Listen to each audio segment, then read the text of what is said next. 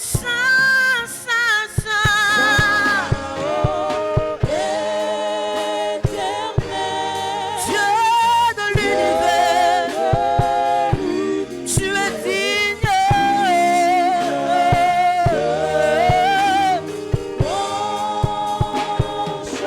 Honneur et gloire à l'agneau de Dieu, assis sur le trône.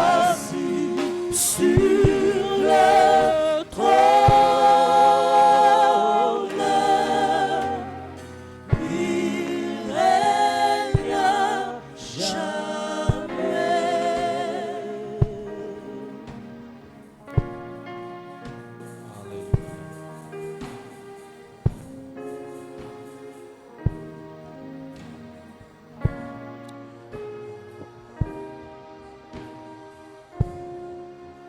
Assis sur le trône, tu règnes à jamais. Sois célébré, sois loué, sois magnifié à jamais. Et que ces moments soient bénis de toi par le Saint-Esprit au nom de Jésus. Amen.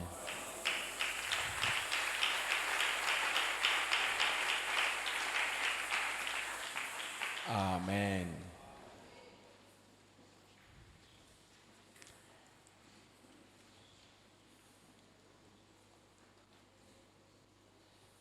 Shalom et bénédiction à tous. Et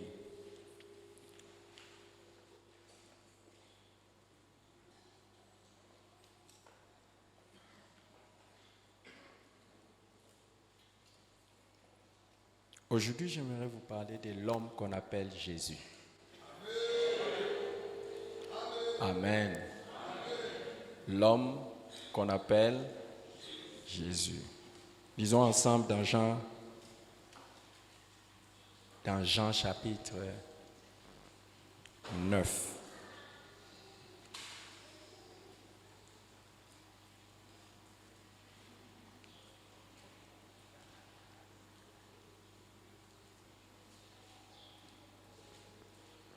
L'objectif de mon message aujourd'hui est de montrer l'importance que Jésus-Christ soit homme. Pourquoi est-il important que Jésus soit homme? Ou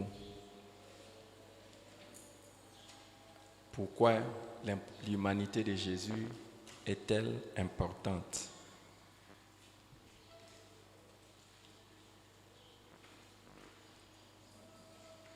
J'aimerais que nous puissions lire en Jean chapitre 9 à partir du verset 10.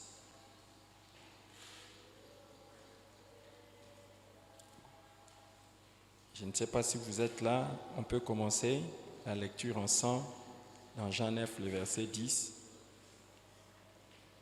Ils lui dirent donc, comment tes yeux ont-ils été ouverts? Il répondit, l'homme qu'on appelle Jésus a fait de la boue, a oint mes yeux et il m'a dit, va au réservoir de Siloé et lave-toi. J'y suis allé, je me suis lavé et j'ai recouvré la vue. Amen. Maintenant, allons au verset 17.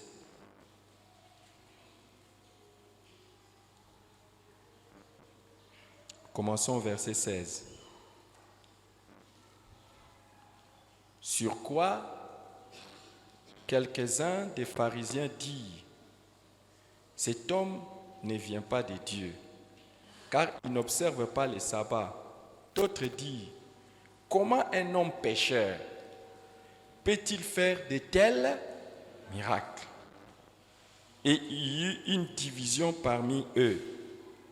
Ils dirent encore à l'aveugle, toi, que dis-tu de lui sur ce qu'il t'a ouvert les yeux? Il répondit, c'est un prophète. Amen.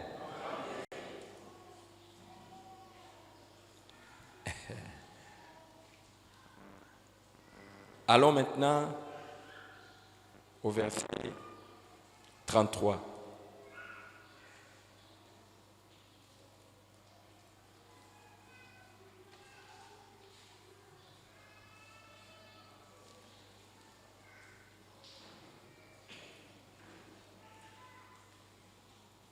Bon, commençons au verset 30. Cet homme leur répondit, « Il est étonnant que vous ne sachiez d'où il vient. Cependant, il m'a ouvert les yeux. Nous savons que Dieu n'exauce point les pécheurs. Mais si quelqu'un l'honore et fait sa volonté, c'est celui-là qu'il exauce. Jamais on n'a entendu dire que quelqu'un ait ouvert les yeux d'un aveugle né. Si cet homme ne venait pas de Dieu, il ne pourrait rien faire. » Amen. Allons au verset 35. Jésus apprit qu'il l'avait chassé et l'ayant rencontré, il lui dit, « Crois-tu au Fils de Dieu ?» Il répondit quoi? Il répondit, « Et qui est-il, Seigneur, afin que je croie en lui? » « Tu l'as vu, lui dit Jésus, c'est celui qui te parle. Et il dit, je crois, verset 38, je crois, Seigneur. Et il fait quoi? Et il se prosterna devant lui. Amen. L'homme qu'on appelle. Qu'est-ce que vous avez remarqué dans ces textes? Parlons simplement de cet aveugle qui était né dans son état et ce qu'il dit de Jésus. Pour cet aveugle, qui est Jésus? Pour cet aveugle, qui est Jésus? C'est un prophète. Mais comment appelle-t-il Jésus au début? Quand on lui pose la question, qui est celui qui est... Comment ce miracle est-il arrivé? Il dit quoi? L'homme qu'on appelle Jésus. Et c'est plus tard quand on lui pose la question, qu'est-ce que tu crois de lui? Il dit, c'est un prophète. Et quand Jésus-Christ les rencontre, il lui pose la question, crois-tu au Fils de Dieu? Il dit, qui est-il pour que je croie, Seigneur? Il dit, c'est celui qui est devant toi. Et il dit, je crois, prophète. Il dit, je crois, Seigneur. Et il fait quoi? Il se prosterne. Il y a comme une progression dans la révélation de cet homme au sujet de Jésus.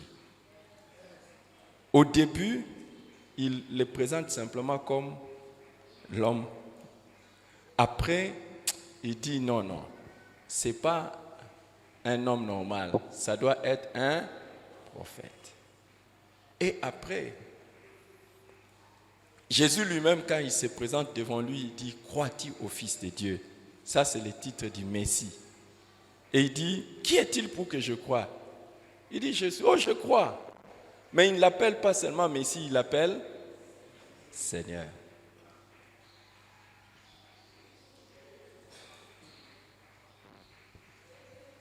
Voici la première remarque que j'aimerais vous faire. La première remarque, c'est que beaucoup connaissent Jésus comme Dieu. Beaucoup connaissent Jésus comme prophète, celui qui a dit des choses. Beaucoup connaissent Jésus comme le Fils de Dieu. Mais beaucoup ne connaissent pas Jésus comme l'homme. Comme l'homme.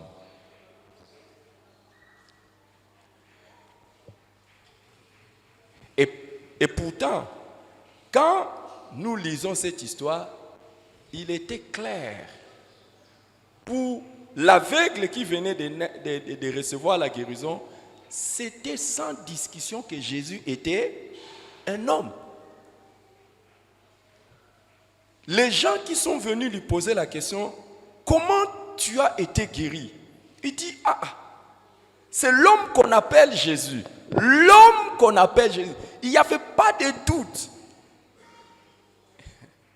que Jésus soit un homme pour lui. Il présente Jésus comme un homme.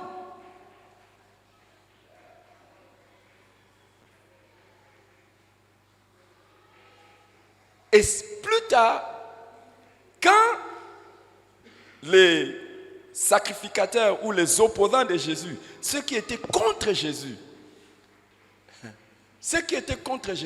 sont venus pour lui poser la question, écoute, qu'est-ce qui est arrivé?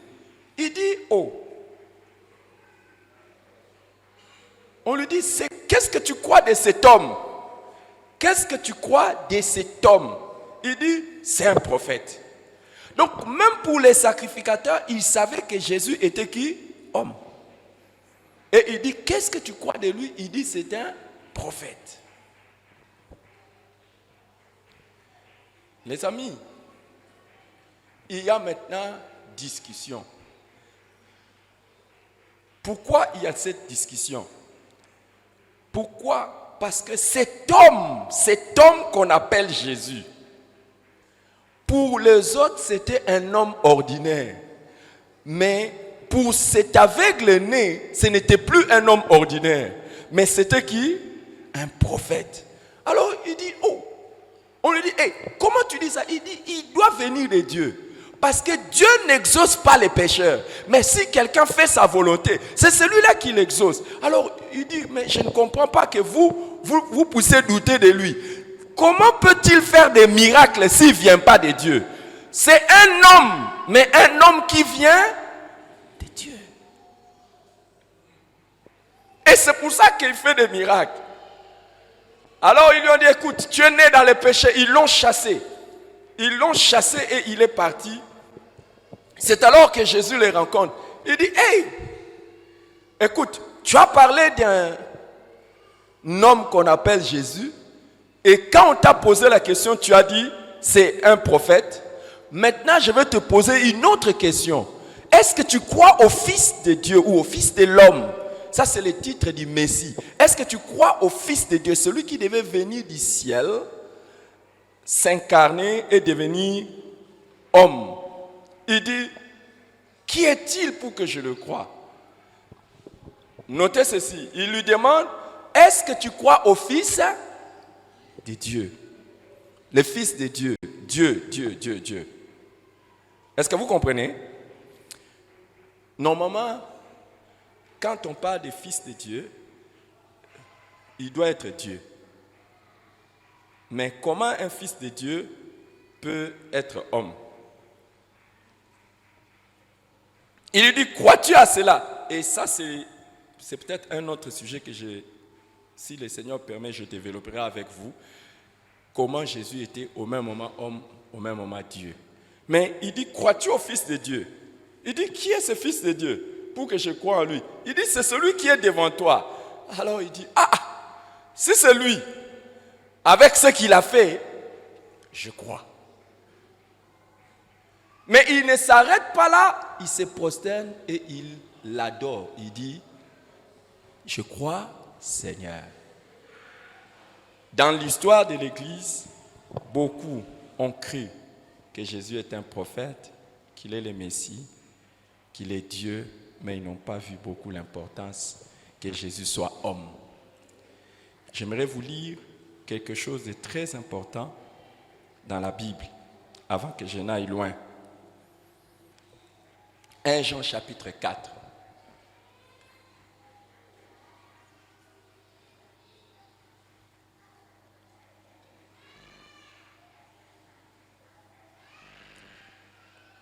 « 1 Jean chapitre 4, 1 à 3. Bien-aimés, n'ajoutez pas foi à tout esprit, mais éprouvez les esprits pour savoir s'ils sont de Dieu, car plusieurs faux prophètes sont venus dans le monde. Reconnaissez à ceci l'Esprit de Dieu. Tout esprit qui confesse Jésus-Christ venu en chair est de Dieu. Et tout esprit qui ne confesse pas Jésus, qui ne confesse pas Jésus, n'est pas de Dieu. C'est celui de l'Antichrist, dont vous avez appris la venue et qui maintenant est déjà dans le monde.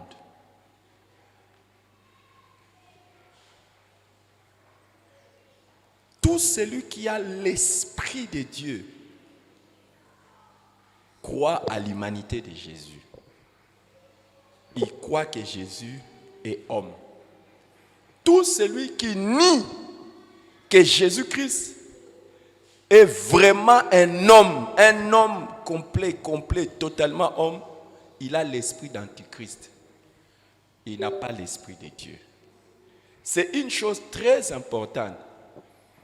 Donc, croire que Jésus-Christ est Dieu, c'est une bonne chose. Mais croire que Jésus-Christ est homme est très important. C'est très important. Dans l'histoire, il y a eu, c'est juste pour votre information, dans l'histoire, il y a eu des gens qui ont nié que Jésus-Christ était homme. C'est ce qu'on a appelé le docétisme. Ils ont dit Jésus-Christ était Dieu, il n'a jamais été homme. C'est la doctrine dite de docétisme ou la philosophie du docétisme. Et ceux qui ont dit qu'il était homme et il n'a jamais été Dieu, c'est l'ébionisme. Les gens qui disent qu'il était homme, il n'a jamais été Dieu. Et toutes ces philosophies ont été combattues dans l'histoire.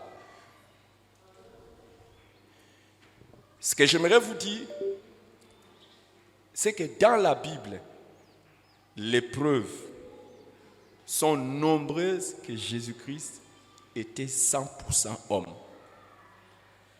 Les preuves dans la Bible sont très nombreuses que Jésus-Christ était 100% homme.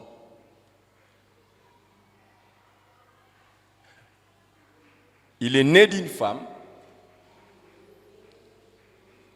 Il est né d'une femme. Ça, c'est la première des choses. Il a connu une croissance physique normale. Il est né d'une femme. Il a connu une croissance physique normale. Et il a connu toutes les limitations. Il a connu les limitations et les faiblesses de l'humanité. Il a connu les limitations et les faiblesses de l'humanité. Notez ceci. Jésus-Christ avait faim. Jésus-Christ, il avait faim normalement. Quand il avait faim, il pouvait être fatigué pour dormir. Donc tout ça, ce sont des limitations qui montraient que Jésus-Christ était véritablement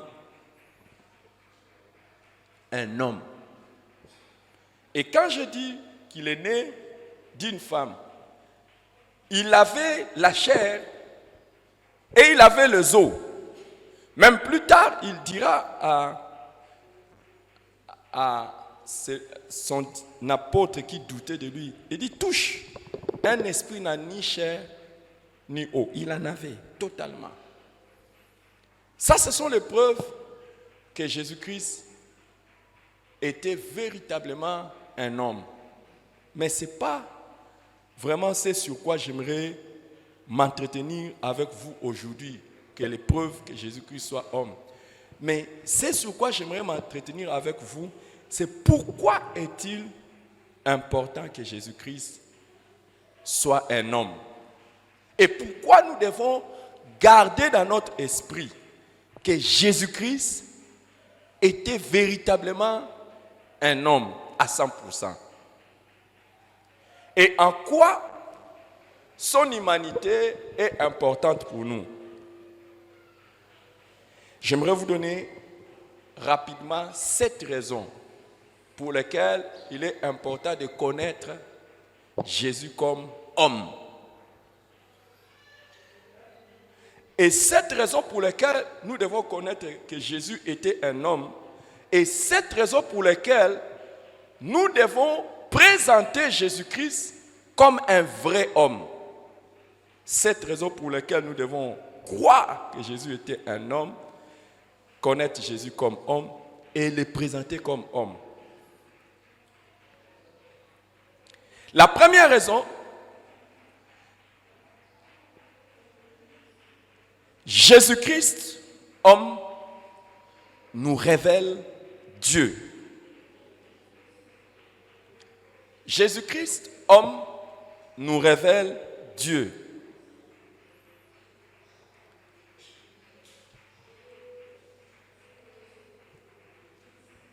Depuis notre création, nous avons été créés à l'image de Dieu, à la ressemblance de Dieu, pour être en communion avec Dieu.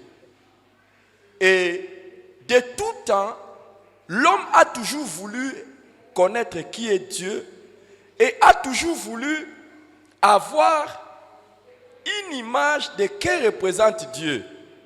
C'est la raison pour laquelle vous allez voir que dans l'histoire, les hommes ont cherché à fabriquer des dieux. Il y en a qui ont fait des dieux des bois, il y en a qui ont fait des dieux. Il y a dans certains villages, vous allez aller trouver un arbre, on dit ça c'est notre Dieu. Il y en a, ils adorent la mer. Donc l'homme a toujours cherché à savoir qui est Dieu. Et si vous regardez dans la Bible, vous allez voir que c'est la raison pour laquelle les hommes font les statues. Pour que quelque chose leur représente Dieu. Et si Jésus-Christ est venu sur la terre en tant qu'homme, c'est pour nous représenter l'image exacte de ce que Dieu est.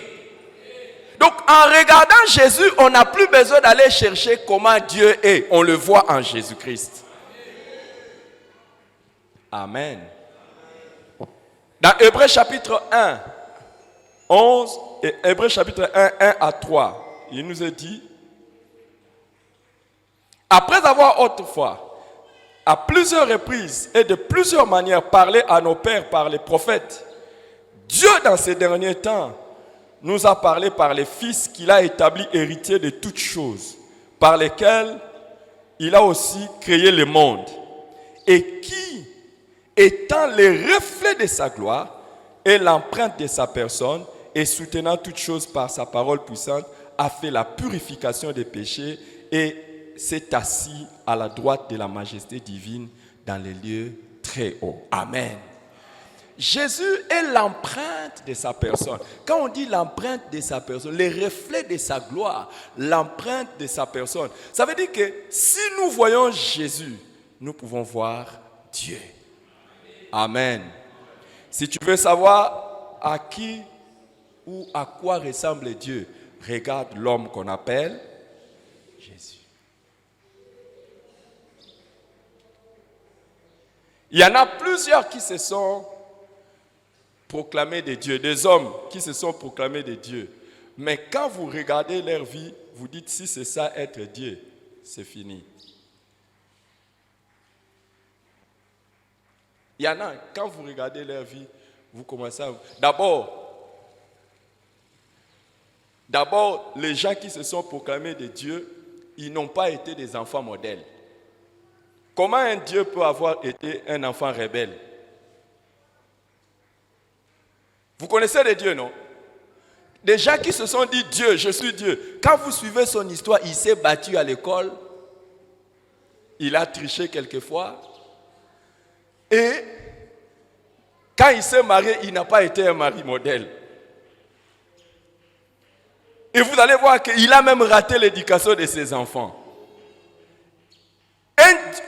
Quelqu'un qui a été Dieu, qui a manifesté toutes ces choses dans sa vie, et puis il nous dit non. Jésus-Christ est vraiment le Dieu que nous pouvons. Si nous cherchons Dieu, nous pouvons voir ça en Jésus-Christ. Depuis son enfance, il n'a jamais réagi mal à ses parents. Il n'a jamais insulté ses amis. Il n'a jamais triché. Il n'a jamais été paresseux. Il n'a jamais fait ceci. Il n'a jamais rien fait de mal. Celui-là, c'est Dieu.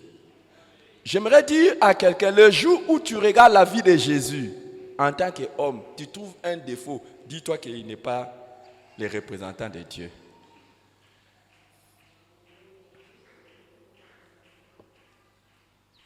C'est la raison pour laquelle, je vais vous dire, plusieurs personnes qui ne croient pas en Jésus-Christ, quand ils se sont mis à étudier la biographie de Jésus, ils commencent à étudier comment il était né, comment il a grandi, comment il agissait, comment il réagissait. À la fin, tous, ils deviennent des croyants. Ils croient en lui. Alléluia. Et je vous mets au défi aujourd'hui. Allez étudier la vie de Jésus et vous verrez que c'était la parfaite incarnation de Dieu. Que c'était lui qui représentait Dieu. Et c'est pour ça qu'il y a eu débat quand il a guéri cet homme. Il dit, oh, cet homme, il doit venir de Dieu. Oh, comment ça il peut venir de Dieu? Il dit, mais si c'est un pécheur, Dieu ne peut pas l'exaucer. Si Dieu l'exauce, c'est que ce n'est pas un pécheur.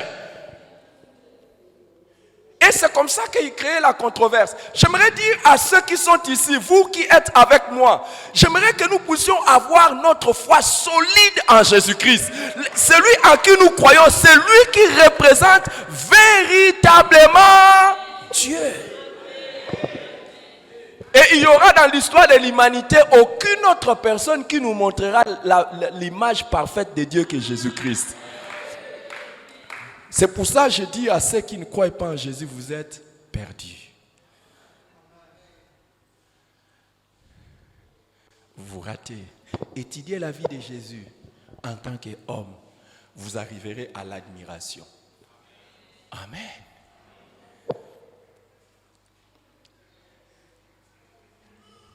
Quelqu'un avait dit une phrase. C'est Jacques Duquesne. Il avait dit, on insiste davantage sur la divinité de Jésus que sur son humanité, sans prendre garde que son humanité en dit long, dit même l'essentiel sur Dieu lui-même, sur l'identité de Dieu. Malheureusement, on insiste beaucoup sur le fait que Jésus soit Dieu. Et pourtant, c'est en regardant Jésus-Christ comme homme qu'on saura qui est véritablement Dieu et comment Dieu agit. J'ai pris qu'à partir d'aujourd'hui, votre foi ne soit pas seulement tournée vers les regards de Jésus en tant que Seigneur, mais qu'elle soit aussi tournée sur qui? L'homme qu'on appelle Jésus. Amen. Pourquoi la foi pourquoi est-il important que nous puissions croire que Jésus était un homme? Deuxième raison, c'est la foi en l'humanité, en son humanité, qui conduit au salut. Si tu ne crois pas que Jésus-Christ était homme, tu ne seras pas sauvé. C'est la foi en son humanité qui conduit au salut. Il faut croire que Jésus était un homme pour être sauvé. Romains chapitre 10. Romains chapitre 10, au verset 9, il est écrit, si tu confesses de ta bouche le Seigneur Jésus, et si tu crois dans ton cœur que Dieu l'a ressuscité des morts, tu seras sauvé. Si tu crois dans ton cœur que Dieu l'a ressuscité des morts, tu seras sauvé. Ce n'est pas seulement en croyant que Jésus est Seigneur, si tu crois, si tu confesses de ta bouche le Seigneur Jésus, mais si tu crois dans ton cœur que Dieu l'a ressuscité des morts, c'est alors que tu seras sauvé. Comment on ressuscite un esprit? Un esprit ne peut pas mourir. Celui qui peut être ressuscité, c'est celui qui a un corps.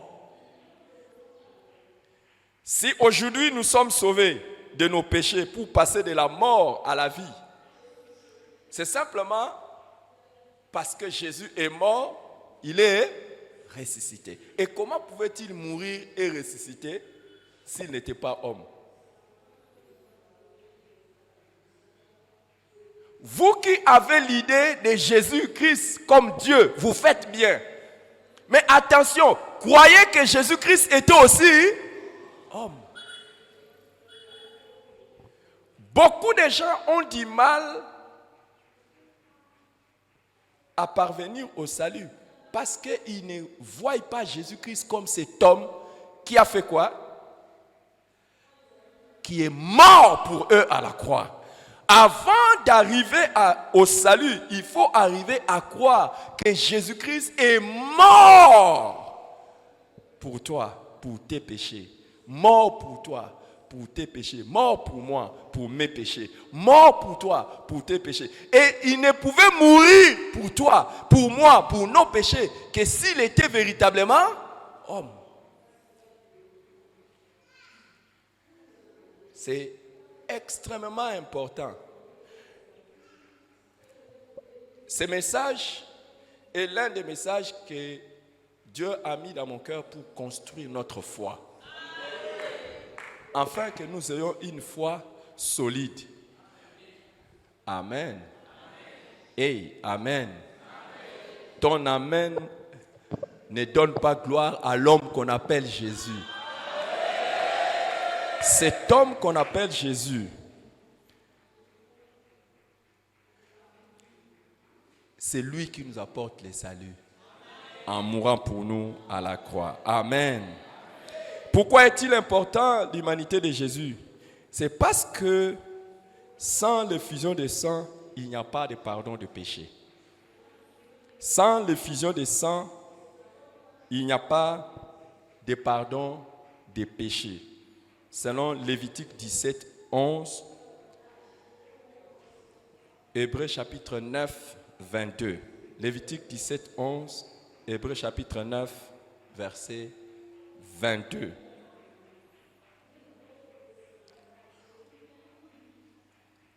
Pour qu'il y ait pardon de péché, il fallait que les sangs puissent être présentés à Dieu.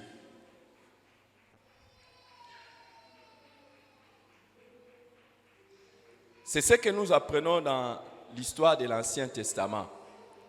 Chaque fois qu'un homme devait pécher et avait péché, il devait amener un sacrifice sanglant.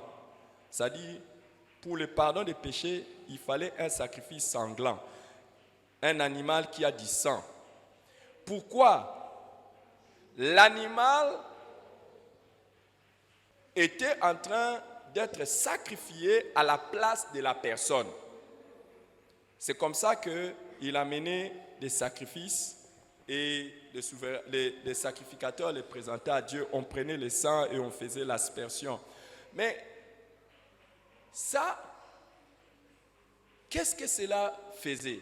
La Bible dit que quand les sacrificateurs ou les souverains sacrificateurs faisaient l'expiation des péchés avec le sang des animaux, ils devaient répéter ça chaque année.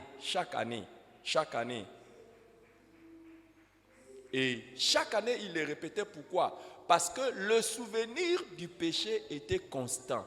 Mais le pardon de péché était accordé par le sang, mais le sang là n'enlevait pas les péchés, ça couvrait les péchés. Pourquoi? Ce n'était pas normal un animal payé à la place d'un homme. Le sang d'un animal est trop inférieur dans la valeur avec le sang d'un homme. Donc, quand tu fais ça, c'est un peu comme si tu apaises la colère de Dieu. Tu dis à Dieu, ah ok, calme-toi un peu, je donnais un peu le sang. Mais chaque fois, il fallait renouveler ça. Pourquoi? Mais c'était nécessaire que le sang soit là. Mais maintenant, qu'est-ce qui pouvait faire en sorte que définitivement le péché des gens soit complètement pardonné? Il fallait le sang qui soit parfait. Le sang qui soit d'un homme qui prend la place d'un homme. Et c'est pour ça que Jésus-Christ est venu dans la chair pour prendre la place de l'homme, verser son sang, afin que par son sang, nos péchés soient complètement pardonnés. Mais pas seulement pardonnés, mais complètement enlevé. Hébreux chapitre 10, verset 4 dit, car il est impossible que le sang des taureaux et des boucs enlève les péchés. Mais dans Jean chapitre 1, verset 29, on nous dit, voici l'agneau de Dieu qui ôte les péchés du monde. Donc, Jésus-Christ devait devenir homme à 100%. Donc, il devait être homme à 100% pour que son sang, quand il va mourir et il va présenter ça à Dieu, que ce sang puisse faire quoi? Non seulement nous obtenir le pardon des péchés, mais que ce sang puisse ôter les péchés.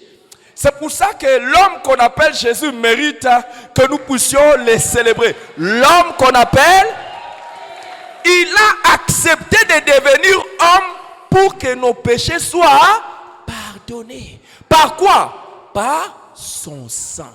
S'il n'avait pas de sang, jusqu'aujourd'hui nos péchés allaient être là.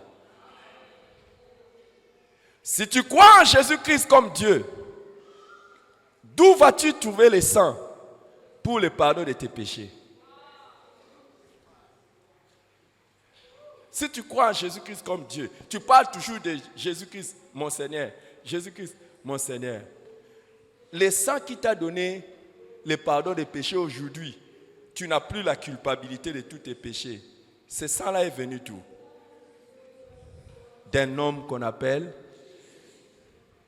C'est pour cela, dans notre adoration, dans notre louange de Jésus, chaque fois, nous devions nous souvenir qu'il a fait une chose extraordinaire.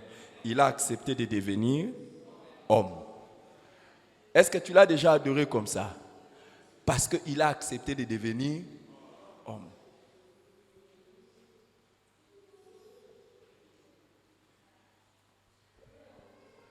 L'homme qu'on appelle Jésus.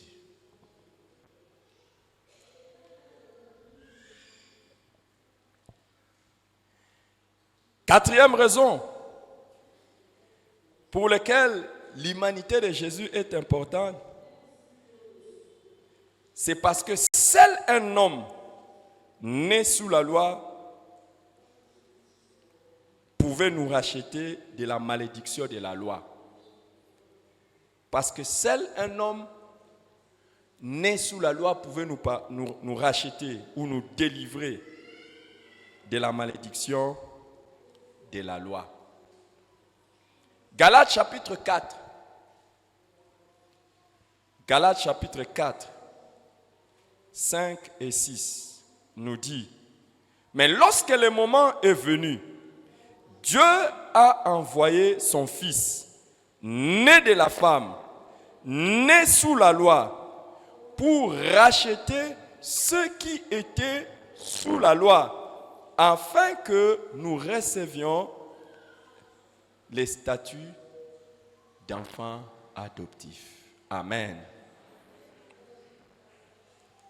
Lorsque le temps fut accompli, Jésus-Christ est né de la femme, né sous la loi, afin qu'il puisse nous racheter, nous délivrer de cela. Pour vous aider à comprendre cela, j'aimerais vous demander qu'est-ce qui a amené le mal dans le monde? C'est Dieu, c'est le diable ou c'est l'homme? Qu'est-ce qui a amené le mal dans le monde? C'est Dieu, le diable ou l'homme? Hein? Quelle est la meilleure réponse? C'est Dieu, le diable ou l'homme? Si vous dites c'est Dieu, vous donnez à Dieu une mauvaise intention. C'est comme si Dieu avait déjà le projet d'amener le mal dans le monde. Et c'est comme ça que quand il a créé le monde, il a amené tout le mal qu'il y a dans le monde. Et si vous dites que c'est Dieu, si vous dites que c'est le diable, donc vous donnez au diable plus de puissance que Dieu. Dieu crée son monde bien et tout ça. Et puis le diable vient et il détruit ça. Donc le diable a la capacité de détruire tout ce qu'il a fait. Mais maintenant je pose la question. Ce n'est pas Dieu, ce n'est pas le diable. Mais l'homme, et pourquoi l'homme? Quand Dieu a créé le monde et tout ce qui renferme, il a donné à l'homme quoi? La domination et le contrôle sur tout. Et il lui a dit, c'est à toi maintenant de garder le monde bien. Si tu fais quelque chose de mal, si tu pêches, le monde sera maudit et toi-même tu seras maudit. Qui a amené les problèmes dans le monde? C'est l'homme.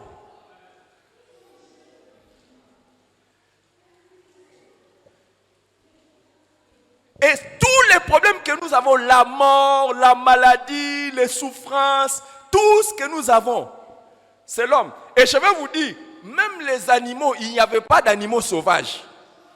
Tous les animaux étaient gentils. Même les lions, ils ne mordaient pas les gens. Les serpents, les serpents n'étaient pas... les serpents, d'ailleurs, les serpents étaient parmi les amis de l'homme. Mais aujourd'hui, je connais un qui était dans la mission. Il y a un de nos frères qui était dans la mission. Il n'est pas loin de moi. Il est, si vous regardez à côté de moi, un jour, il a rencontré, pendant la mission, il a rencontré un serpent enchaîné. Je vous dis, il a même filmé ça. Il m'appelle, papa, un serpent, un gros serpent, dans la forêt. Je raconte une histoire vraie, il est là. Il m'appelle pour me dire, les animaux n'étaient pas comme ça. Ils n'étaient pas comme ça. Les animaux étaient des amis de l'homme. L'homme était... Mais tout le mal est venu par l'homme. Mais maintenant là, au jour d'aujourd'hui, hier j'étais au lit. J'étais au lit comme ça là, avant qu'on puisse dormir avec ma femme. J'entends ça comme ça. Je dis quoi ça? Je dis moustiquaire. Je dis moustiquaire. Donc aujourd'hui, on est en train de développer toutes sortes de choses pour nous protéger. Même les moustiques sont devenus bizarres. Qui aime les moustiques? Donc, problème sur problème. Si tu n'as pas de problème donc tu as des problèmes de moustiques, tu as des problèmes. Aujourd'hui, même le soleil est devenu un problème. Même la pluie qui était une bénédiction est devenue un problème. Le monde entier sous la malédiction. Qui a provoqué ça? Maintenant là, Dieu est juste. Ce n'est pas lui qui a fait le mal. C'est l'homme qui a fait le mal. Et ce n'est pas le diable, parce que le diable n'est pas tout puissant. Qui devait réparer ce problème? C'est l'homme. Or, l'homme né sous la loi ne pouvait pas régler les problèmes lui-même parce qu'il était devenu imparfait. C'est pour ça que Dieu a dit, il faut que j'envoie un homme qui sera un homme parfait et lui pourra les aider à être délivrés sous la loi. Est-ce que quelqu'un comprend? Et c'est celui qui est venu pour nous délivrer de la malédiction de la loi. L'homme qu'on appelle...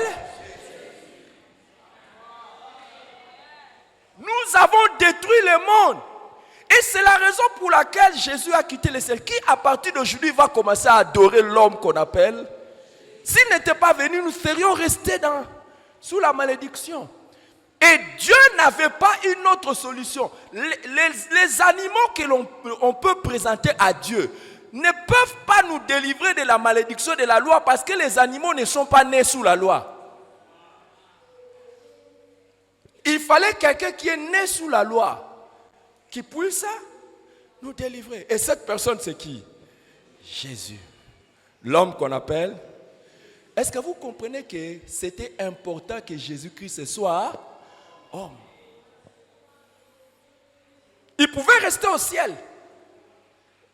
S'il était resté au ciel, ou s'il était venu ici, comme Dieu, il n'allait pas faire ça. Dans l'Ancien Testament, on nous montre Jésus-Christ descendant de temps en temps comme un ange. On parle de lui comme l'ange de l'Éternel. C'est ce qu'on appelle en théologie la théophanie. Les apparitions de Dieu dans l'Ancien Testament, ça ne peut pas être le Père, ça ne peut pas être l'Esprit, ça ne peut qu'être le Fils. Et c'est ce que Jean confirme.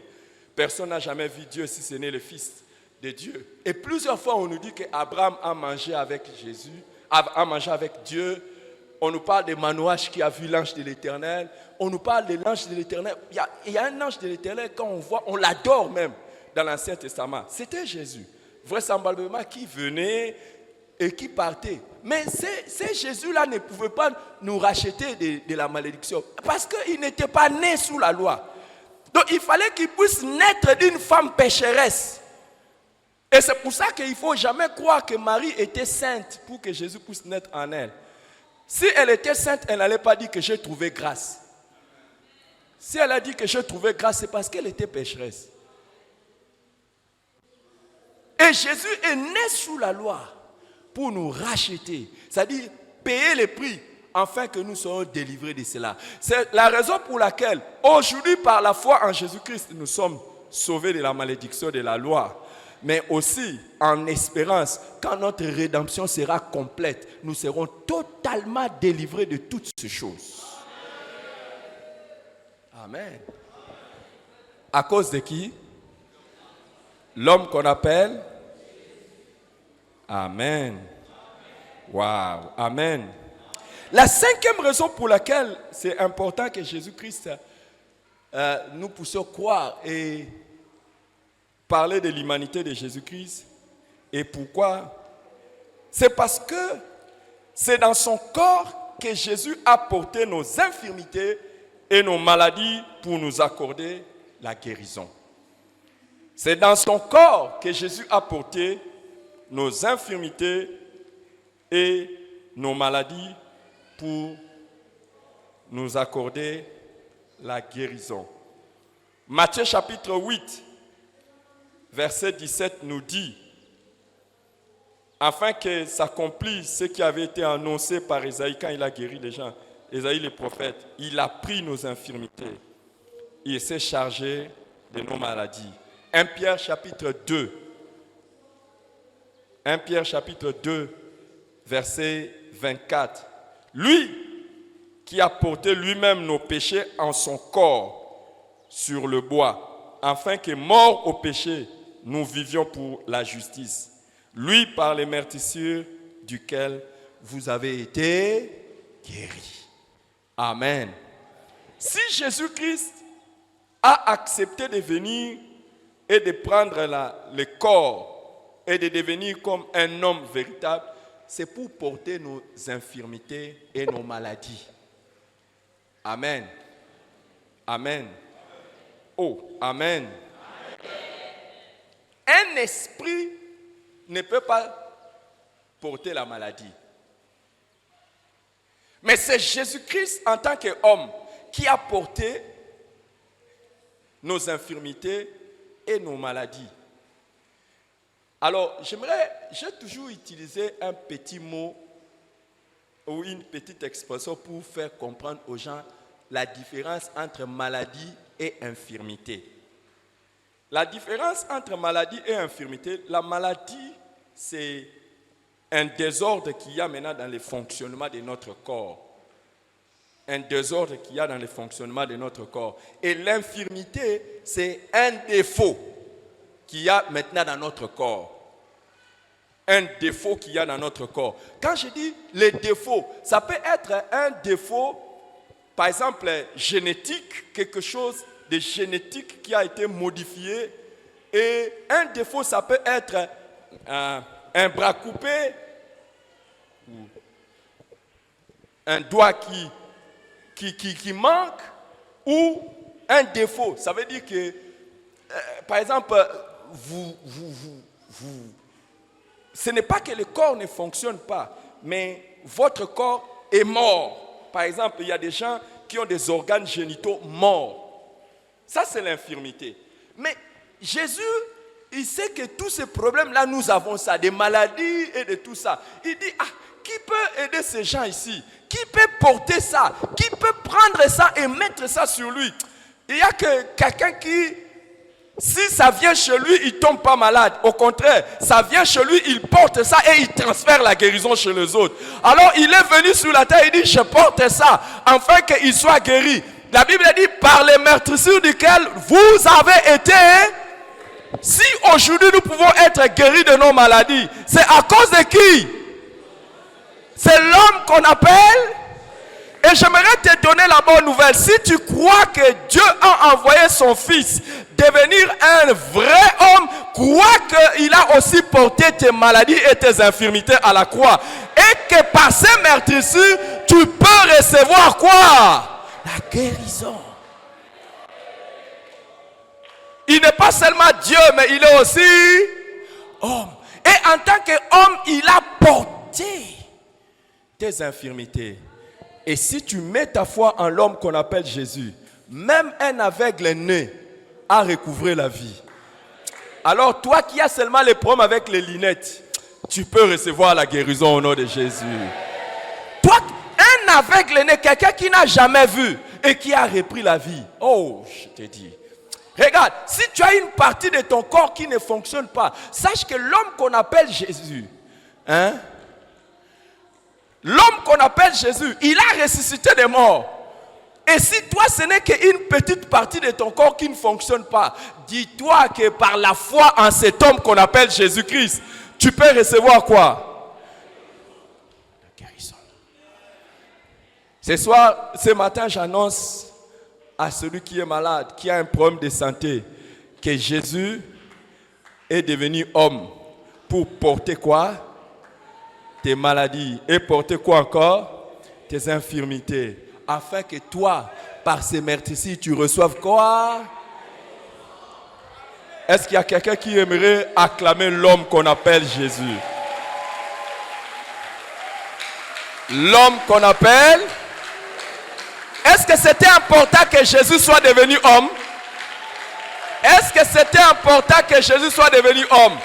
C'est par ces seuls moyens qu'il pouvait porter nos maladies et nos infirmités. Et c'est comme ça que quand nous l'adorons, quand nous le louons, nous ne devons pas oublier, nous ne devrions jamais oublier qu'il a accepté de devenir homme. Et que si aujourd'hui nous avons la possibilité d'être guéris de nos maladies, d'être guéris de nos infirmités, c'est à cause de son amour qu'il a amené à quitter le ciel pour venir sur la terre et devenir homme. Amen. Qu'il soit célébré et loué l'homme qu'on appelle. Prenez place s'il vous plaît. Sixièmement, si il est important de connaître l'humanité de Jésus, c'est parce que Jésus est devenu homme pour compatir à nos faiblesses. Jésus est devenu homme pour compatir à nos faiblesses.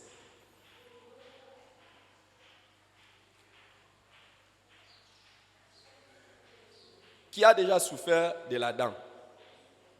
Qui a déjà souffert de la dent? Maintenant, si tu as un voisin qui n'a jamais souffert de la dent, explique-lui ce que ça fait. Est-ce que tu crois qu'il va comprendre?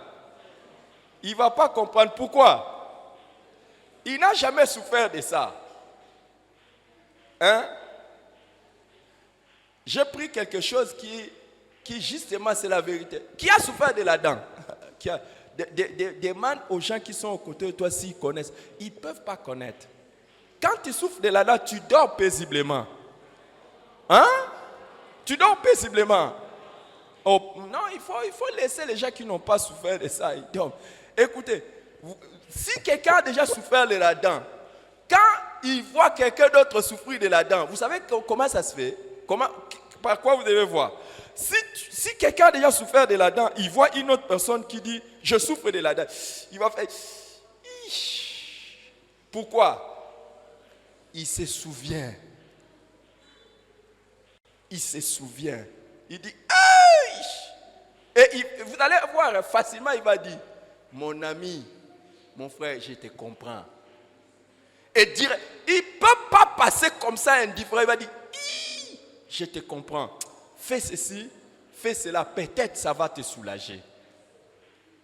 Parce qu'il a vécu ça. Et si Jésus-Christ est devenu homme, c'est pour compatir à nos faiblesses. Hébreux chapitre 4, verset 15 dit, en effet, nous n'avons pas un souverain sacrificateur qui ne puisse compatir à nos faiblesses. Au contraire, il a été tenté comme nous en toutes choses, mais il n'a point commis de péché. Il a été tenté comme nous. Nous avons un souverain sacrificateur qui puisse compatir à nos faiblesses. Vous savez, quand Dieu établissait le souverain sacrificateur, c'est-à-dire celui qui devait aller présenter les péchés des peuples à Dieu, il choisissait parmi les gens, parmi les peuples, et il disait, il faut que je choisisse quelqu'un qui qui a des faiblesses lui-même. Comme ça, là, au moins, quand il va demander pardon aux gens, pour les gens, il va comprendre ces gens.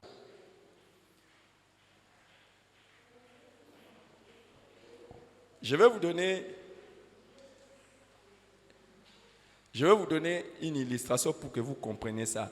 Qui a déjà entendu un pasteur prêcher contre l'impudicité ou contre l'adultère, comme si tu commets l'adultère et l'impudicité, c'est fini, tu vas en enfer? Qui a déjà entendu comme ça? Vous savez pourquoi il prêche comme ça? Il a la grâce de ne pas être tombé dans l'impudicité ou dans l'adultère. Mais vous allez voir quelqu'un qui va prêcher comme ça. Si tu fais l'impudicité, tu vas aller en enfer. Si tu fais l'adultère, tu vas aller en enfer. Mais une telle personne est un menteur. Mais vous n'allez jamais l'entendre dire, si tu mens une fois, tu vas aller en enfer. Pourquoi? Du côté des mensonges, il connaît sa faiblesse.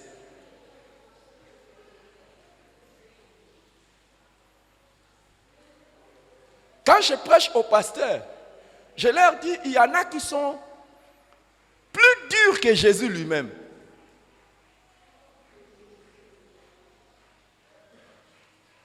Il n'y a aucune personne dans les services de Dieu qui n'a pas de faiblesse.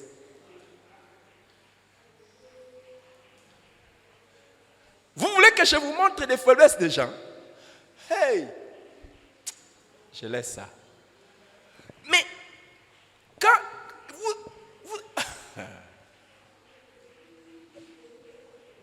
il y en a qui vont s'attaquer à l'impudicité, s'attaquer à l'adultère, mais quand vous regardez sa vie, vous voyez même que la manière dont il s'attaque à ça, c'est un orgueilleux.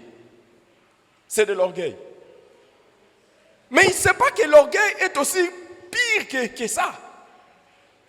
Mais les domaines dans lesquels tu te sens fort, c'est les domaines dans lesquels tu ne comprends pas les autres.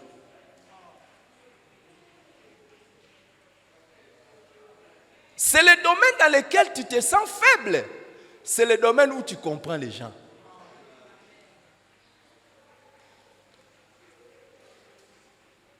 Est-ce que je parle à quelqu'un? Est-ce que je parle à quelqu'un?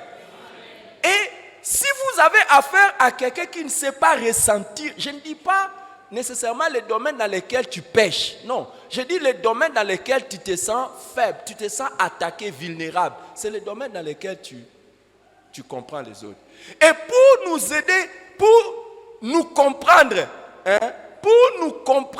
Jésus-Christ est venu dans la chair. Comme ça, il sait. Vous savez que Jésus-Christ, quand il était ici sur la terre, Marie de Magdala pouvait passer. Et ses yeux lui disent, regarde là et tu vas voir son derrière. Et il bloque. Il ne regarde pas.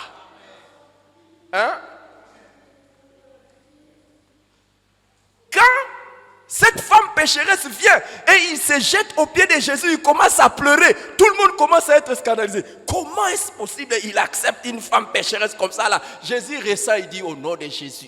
Pas au nom de Jésus. Au Père, au Père. Au nom de Jésus. Oh non, pas au nom de Jésus. Il sent toutes ces choses. Et la Bible dit, tenté comme nous en toutes choses. Il a été tenté. Et il n'a pas péché. C'est pour cela qu'il peut comprendre. Écoute, je vais le dire tout à l'heure. Jésus, il part prêcher aux gens qui sont dans des bars. Les gens qui boivent. Il arrive comme lui, on commence à lui présenter l'alcool. Ah, oh, mais prends un peu, non? Mais tu dis non, je suis venu pour vous prêcher, je ne peux pas boire. Je viens pour vous prêcher. Et il ne boit pas. Et il voit les autres boire et tout ça. Et puis après, il termine. Je vais le dire tout à l'heure, avant que je ne termine. Les jours où tu es devant la tentation de l'alcool, devant la tentation d'une fille, devant la tentation où de mentir, tu mens. Jésus saura. Il te dira, moi aussi j'ai été tenté, je n'ai pas fait ça. J'ai été tenté. Oh non, je n'arrive pas. Ah, faux. Faux, tu n'arrives pas. Oh, tu as voulu faire ça, Lui aussi, il était tenté comme nous en toutes choses. Je le dirai après. L'homme qu'on appelle Jésus, il nous comprend. C'est comme ça que quand tu viens au Père, tu dis, Seigneur, pardonne-moi pour les mensonges que j'ai dit. Jésus dit au Père, pardonne-lui seulement. Je connais c'est quoi la tentation de mentir. Pardonne-lui, il compatit. Il dit, Père, pardonne. Il compatit, il pardonne. Si aujourd'hui nous avons la compassion de Jésus, c'est parce qu'il a été homme. Amen. C'est parce qu'il a été. S'il n'était pas homme, il n'allait pas nous comprendre. Quelqu'un avait dit, Jésus savait que les tentations du mariage étaient trop dures, c'est pour ça qu'il ne s'est pas marié.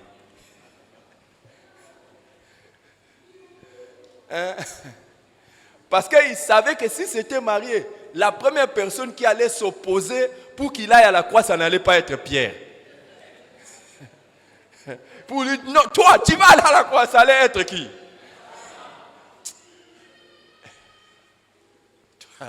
Tu vas me laisser avec qui?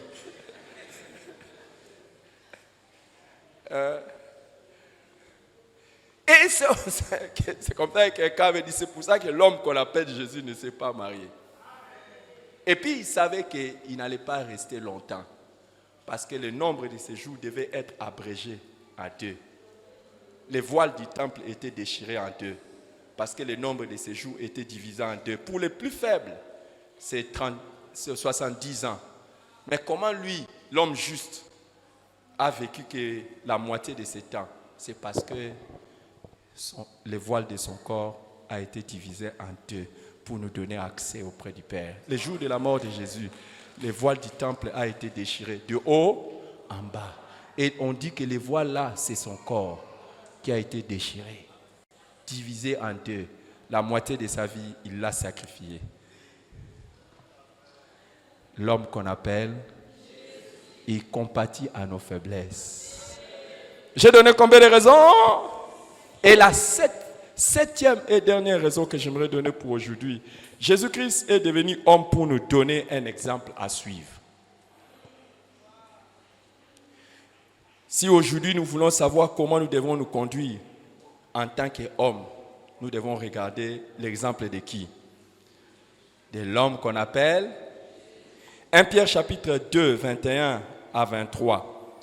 Et c'est à cela que vous avez été appelés. 1 Pierre 2, 21 à 23. Et c'est à cela que vous avez été appelés parce que Christ aussi a souffert pour vous, vous laissant un exemple, afin que vous suiviez ses traces. Lui qui n'a point commis de péché et dans la bouche duquel il ne s'est point trouvé de fraude. Lui qui, injurié, ne rendait pas point d'injure, maltraité, ne faisait point de menaces, mais s'en remettait à celui qui juge justement. Amen. Nous avons été appelés à marcher sur les traces de Jésus. Si Jésus-Christ était homme, c'est pour nous montrer quel exemple nous devions suivre. Et quel exemple nous devions suivre? Dans notre marche, dans notre conduite. Comment nous conduire sur cette terre? Comment nous conduire? Qu'est-ce que nous devons faire et qu'est-ce que nous ne devons pas faire? 2, c'est dans notre caractère. Quel caractère nous devrions avoir et quel caractère nous ne devrions pas avoir? Le temps me manque pour que je vous parle de comment Jésus riait et comment Jésus s'est fâché. Vous savez que Jésus riait, non? Vous savez que Jésus s'est fâché.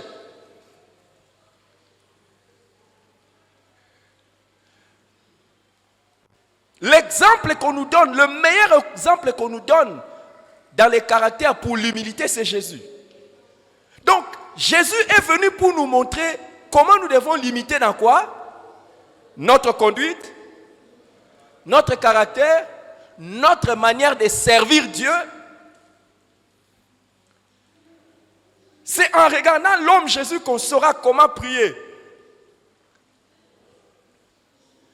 comment évangéliser, comment bâtir son église, comment travailler dans son église. Et quatrièmement, l'homme qu'on appelle Jésus est venu non seulement pour que nous marchions dans ses traces, dans la conduite, c'est-à-dire la sanctification, dans les caractères, c'est-à-dire porter les fruits de Dieu, troisièmement dans les services, mais aussi dans la manière d'opérer dans les surnaturels. Jésus n'a jamais fait un miracle en tant que Dieu. Il a fait tous les miracles en tant que qui? homme, si tu regardes l'homme qu'on appelle Jésus, tu peux apprendre comment tu vas commencer à opérer dans les miracles. Toi aussi en tant qu'enfant de Dieu. Un jour, il était avec les disciples dans la barque. Il était avec les disciples dans la barque et lui, il dormait. Quand le vent et la tempête se sont levés, ils étaient prêts à mourir. Qu'est-ce que Jésus a... Les disciples l'ont réveillé. Ils ont dit, hé maître, ne t'inquiète-tu pas que nous puissions périr. Il leur a dit, gens de peur, de foi. Pourquoi il leur dit gens de peur, de foi? Écoutez, si vous aviez la foi, vous pouviez déjà arrêter ça au lieu de me déranger. À partir d'aujourd'hui, je vois quelqu'un qui va prendre le modèle de l'homme qu'on appelle Jésus. Au lieu de déranger Jésus dans les prières, lui-même va être à la commande. Il y a des choses, il y a des tempêtes que tu vas commencer à calmer. Par la foi en Jésus. En suivant qui? L'exemple de qui? L'homme qu'on appelle. Un jour, Jésus était en train de marcher. Il avait faim. Il a vu un figuier. Il dit que jamais personne ne mange de ton fruit.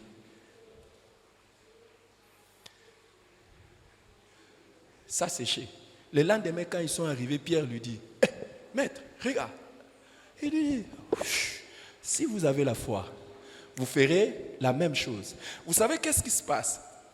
C'est parce que nous avons dans notre tête l'image qu'est de Jésus Dieu, que nous n'arrivons pas à faire les mêmes œuvres qu'il a fait.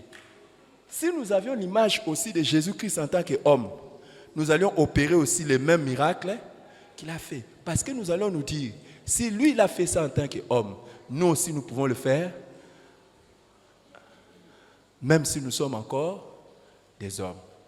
Beaucoup de gens n'opèrent pas dans les surnaturels et dans les miracles parce qu'ils ignorent cette dimension de l'homme qu'on appelle Jésus. Je vois à partir d'aujourd'hui, tu vas suivre les traces de Jésus dans la sanctification, dans le caractère, dans les services et dans l'opération du surnaturel. L'homme qu'on appelle. C'est pour ça que je voudrais dire à quelqu'un qui est là aujourd'hui, Dieu a envoyé son Fils mourir pour nous. Il est devenu un vrai homme. Si aujourd'hui tu crois en lui, tu obtiendras le pardon des péchés. Inclinons nos têtes dans la prière.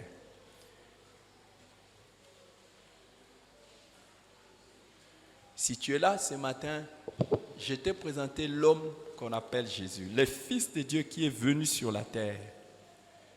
Le Fils de Dieu qui est venu sur la terre. Waouh! Et il est venu pour que tu sois pardonné, que tu sois délivré, que tu sois libéré. Si tu es là ce matin et que tu n'as pas encore cru en lui, tu ne l'as pas encore reçu, et tes péchés sont encore là, tu veux les recevoir dans ton cœur, tu veux que tes péchés soient pardonnés. Tu es venu de toi-même, tu as été invité, je ne sais pas quoi, mais tu es là, tu dis, je veux recevoir le salut de Dieu.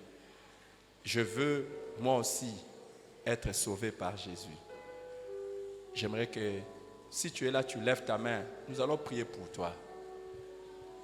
Tu lèves ta main, nous allons prier pour toi. Oui, mon ami, lève bien la main. Lève bien la main, mon ami.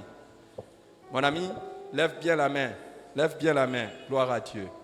Levez bien la main et si c'est sincère votre décision, si c'est sérieux votre décision, j'aimerais que vous puissiez vous lever là où vous êtes. Levez-vous.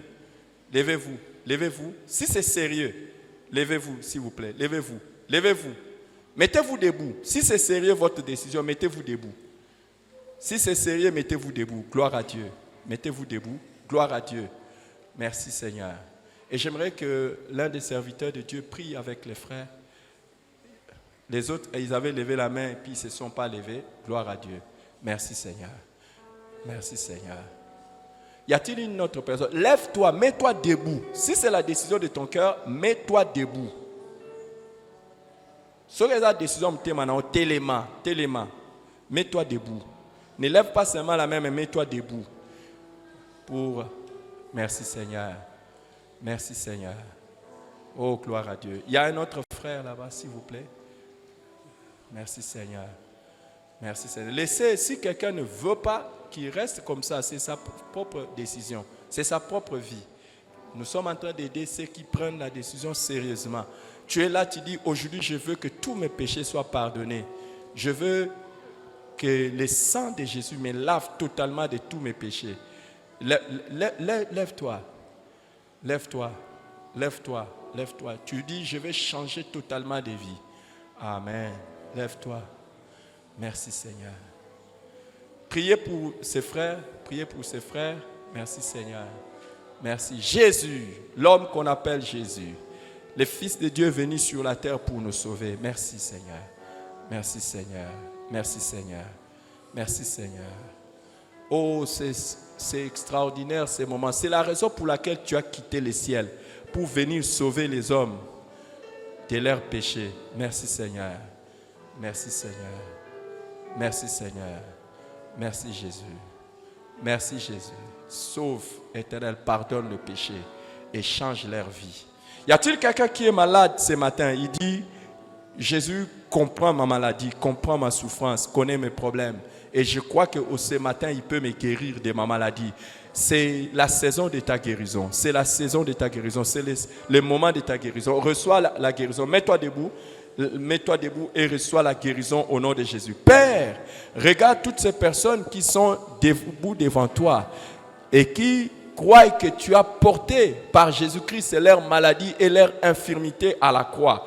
Éternel des armées, c'est parce que tu es devenu homme que tu connais la maladie qu'il y a dans le corps.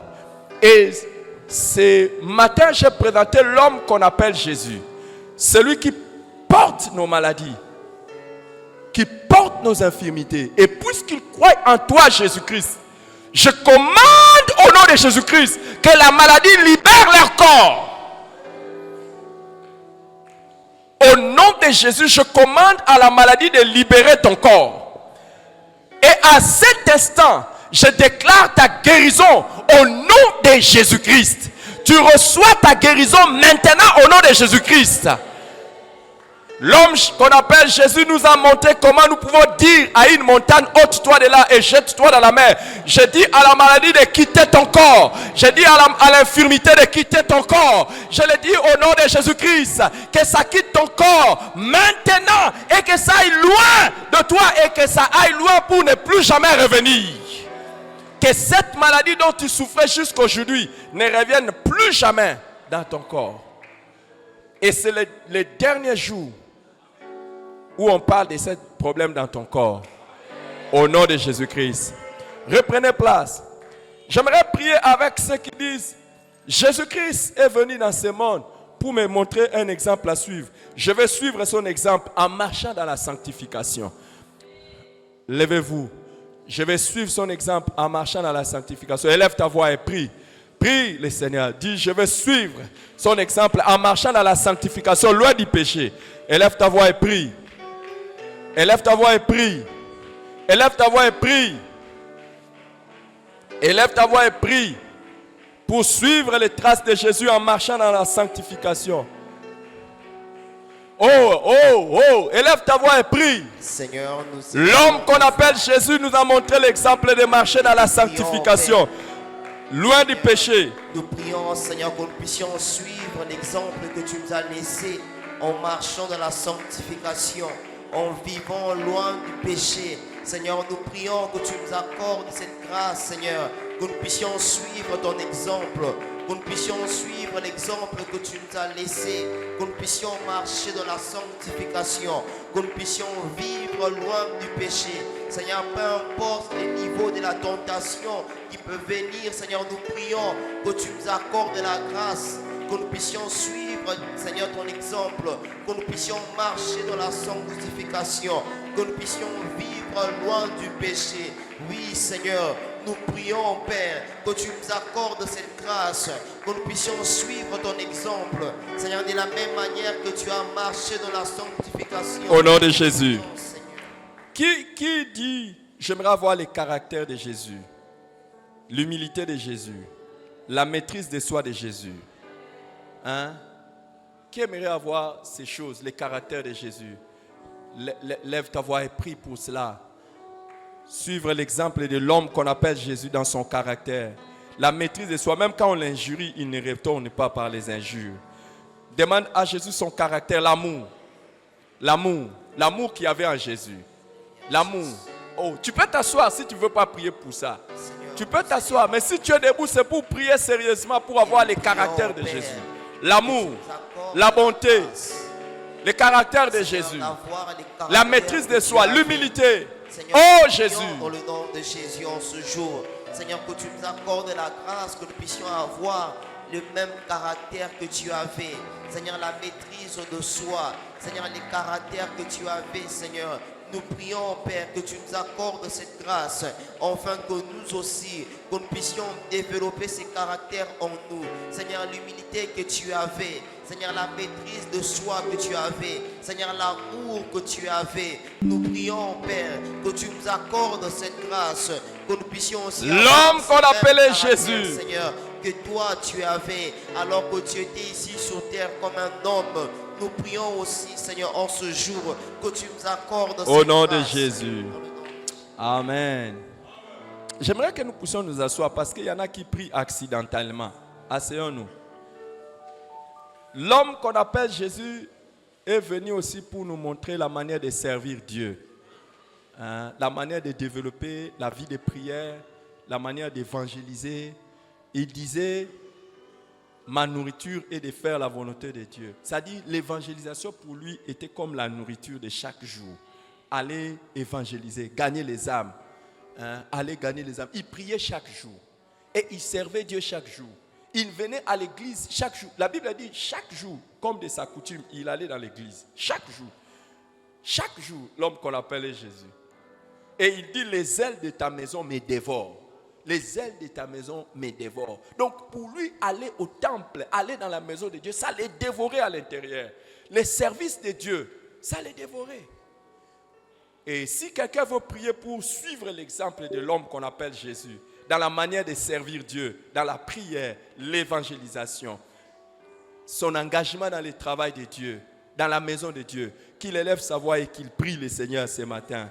Qu'il élève sa voix et prie le Seigneur. Alors à ce moment-là, je vais lui demander de se mettre debout. Une telle personne, je lui demande, tu veux suivre l'exemple de l'homme qu'on appelle Jésus? L'homme qu'on appelle... Élève ta voix et prie le Seigneur. Élève ta voix et prie le Seigneur. Nous prions dans le nom de Jésus.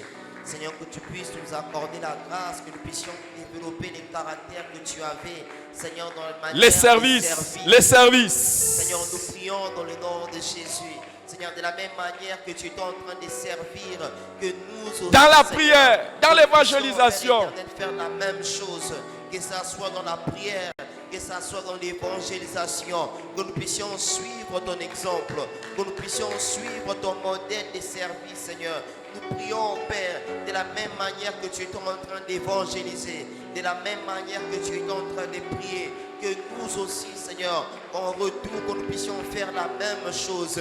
Oui, Seigneur, nous prions que tu nous accordes cette grâce de suivre ton exemple dans les services de Dieu, de suivre ton exemple dans la manière d'évangéliser, dans la manière de prier, dans la manière de servir, Seigneur. Oui, Père, nous prions dans le nom de Jésus. Oh, nous prions dans le nom de Jésus. Reprenez place. L'homme qu'on appelle Jésus est venu nous apprendre aussi comment, avec la foi, nous pouvons commander les surnaturels. Le protocole, normalement, à cette terre ici, on ne fait pas entrer les gens. On ne fait plus entrer les gens. On ne fait plus entrer les gens.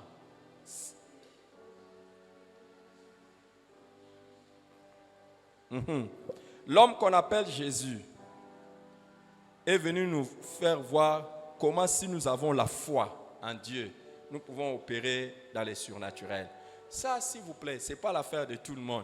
C'est l'affaire de ceux qui se disent, je peux suivre l'exemple de Jésus. À partir d'aujourd'hui, que ce soit à la maison, que ce soit dans mon lieu de travail, si Jésus a opéré des miracles, alors qu'il était homme, moi aussi je peux opérer des miracles.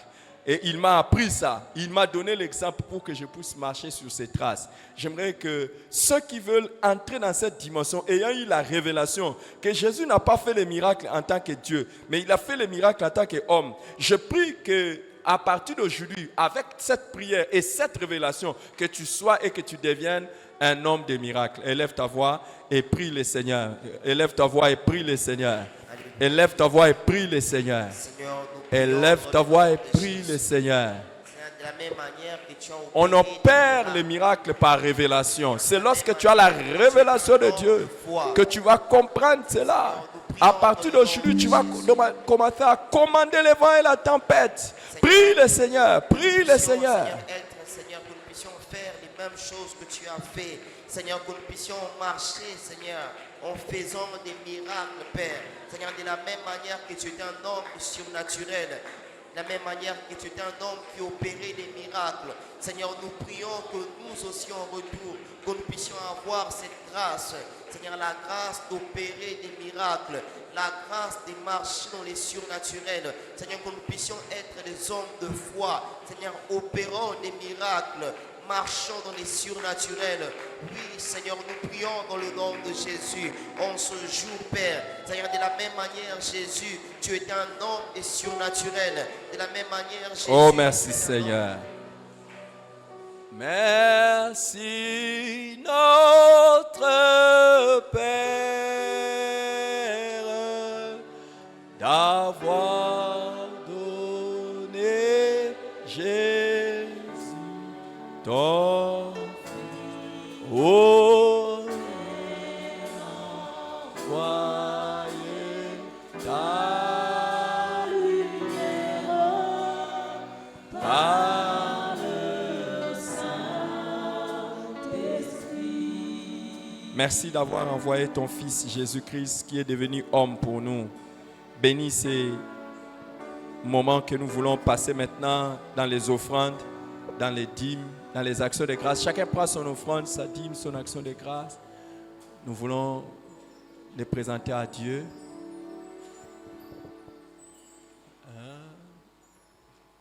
Père, reçois, éternel des armées, ce que nos mains ont apporté devant toi. Père, béni sois-tu pour ce que tu ne cesses de faire, pour ce que tu ne cesseras encore de faire. Alors que nous obéissons par amour pour toi, nous amenons par fidélité, éternels amis, nous amenons, éternels amis, nos offrandes, nos dîmes, actions de grâce devant toi. Seigneur, même le don pour la mission, Seigneur, tout ce que nous avons apporté, que ta grâce demeure sur chacun. Au nom de Jésus, amen. Gloire à Dieu. Prenons place, s'il vous plaît. J'aimerais nous rappeler que nous sommes pendant notre saison de la moisson spéciale des âmes. Amen. Y a-t-il des gens qui sont venus pour la première fois? Vous êtes venus pour la première fois, s'il vous plaît, levez-vous. Levez-vous, nous voulons bénir le Seigneur pour votre présence. Gloire à Dieu. Gloire. Est-ce qu'on peut acclamer le Seigneur? Vous êtes venus la première fois, gloire à Dieu. Waouh! Merci Seigneur. Est-ce que vous avez été invité? Qui vous a invité? Qui vous a invité? Oh, la personne qui vous a invité, venez. La personne qui, venez avec votre invité, la personne qui vous a invité. Venez avec. Vous avez été invité? Oui, venez avec la personne qui vous a invité. Vous avez été invité, venez avec la personne. Vous avez été invité? Ou bien vous êtes venu vous-même? Ah, il est là. C'est Papa Jean-Marie. Venez, je le connais, c'est un technicien. Papa Jean-Marie qui l'a invité. Venez, gloire à Dieu. Nous allons acclamer le Seigneur pour nos invités. Tenez-vous avec la personne qui vous a invité. Tenez-vous avec la personne qui vous a invité. Levez les mains pour recevoir la bénédiction. Seigneur, et la personne qui a été invitée, Seigneur, c'est un mois de bénédiction. Que ces personnes qui ont été invitées dans cette église, Seigneur, sachent et savent que vraiment tu les aimes et que tu veux bénir leur vie et tu vas bénir leur vie. Leur vie ne sera plus jamais la même. Et les personnes qui les ont invités, Les personnes qui ont manifesté cet amour pour les invités, ils sont ici devant. Nous les bénissons au nom de Jésus-Christ. Seigneur, que leur vie, parce qu'ils ont aimé leurs amis, ils ont aimé leurs frères, ils ont aimé ces personnes qu'ils ont invitées, ils ont pensé à leur bien et ils les ont invités. Seigneur, que tu bénisses leur vie, que tu bénisses leur vie et qu'à cause de ce qu'ils ont fait pour le bien des autres, Seigneur, que leur vie, toi au ciel, tu ne les oublies pas. Tu ne les oublies jamais au nom de Jésus. Alors qu'ils continueront à les faire, continuer à faire des choses extraordinaires au nom de Jésus-Christ. Amen. Est-ce que nous pouvons acclamer le Seigneur pour nos amis? Rentrez dans vos places. Dieu vous bénisse. Maman, Dieu vous bénisse. Non, pas elle je connais. Ah, toi je connais aussi. Gloire à Dieu, Dieu te bénisse. Dieu vous bénisse abondamment les amis. Alléluia. Je rappelle que nous sommes dans la saison de la moisson spéciale des âmes. Et le Dieu des cieux, le Dieu que nous prions dans cette assemblée, le Dieu de notre Père, le Dieu de Jésus-Christ, bénisse tous ceux qui travaillent pour que les autres rencontrent Jésus.